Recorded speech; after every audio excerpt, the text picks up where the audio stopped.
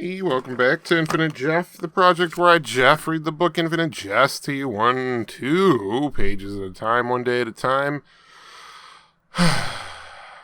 Yeah. We are on to page 123, and I'm just going to read this, because then I got to try and go to bed, because I got to be up at 4 in the morning. So, this is page 1, 2, 3.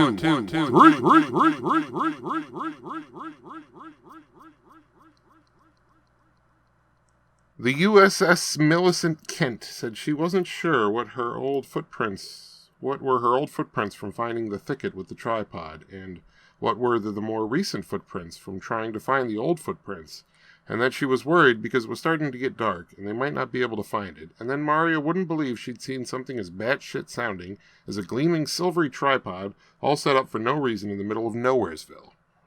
Mario said he was pretty sure that Australia was a continent. Walking, he came up around to the bottom of USS Millicent's ribcage. Mario heard cackling and thrashing from some other thicket nearby, but wasn't certain it wasn't Hal, since Hal very rarely made a lot of motion noise, either outside or in.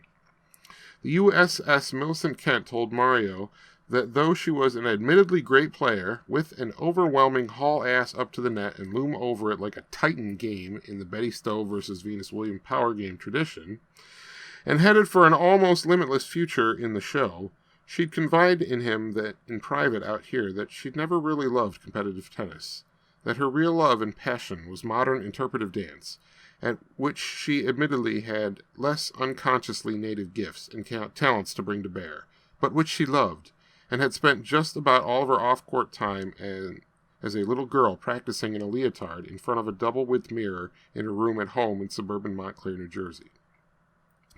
But that tennis was what she had limitless talent at, and got emotional strokes and tuition waiver boarding school offers in, and that she'd been desperate to get into a boarding school. Mario asked if she could recall if the Husky 6 tripod had been the TL1 with the waffle-gridded rubber tips on the legs and a 360 pan head, or the SL1 with unwaffled tips and only a 180-degree pan head that swiveled in an arc instead of a full circle. Fucking garbage. The USS Millicent revealed that she'd accepted a scholarship to ETA at age 9 for the sole reason of getting away from her father. She referred to her father as her old man, which you can just tell she capitalized. Her mother had left home when the USS Millicent was only 5, running off very abruptly with a man sent by what they had then called Con Edison to do a free home energy efficiency assessment. It had been 6 years since she'd laid an eyeball on her old man, but to the best of her recall he was almost 3 meters tall and morbidly obese, which had been why every mirror and bathtub in the house had been double width.